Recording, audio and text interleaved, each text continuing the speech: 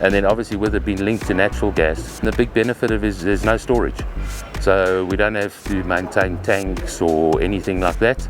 The units can be serviced individually while the building's running, so there's no downtime or anything like that. And over the 20 years, it's been a fantastic product.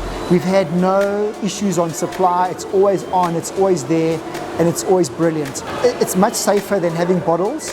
It's just a far superior product. Would I change Egoli gas? No.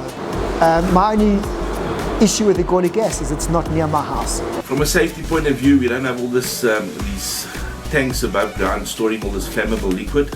We don't have that worry of fire and it leaking and people stealing it, and we don't have the problem of running out of diesel or paraffin and we can't get supply using Egoli gas. Now we find that the spray ovens reach temperature much quicker. So like if you're in an unsafe area and you'll be worried about burglaries, they'll come and steal the tanks of cars, they can steal the pipes of cars. You don't really have to worry when you're using these cars because their pipes goes underground and no one really knows that you're using these cars. So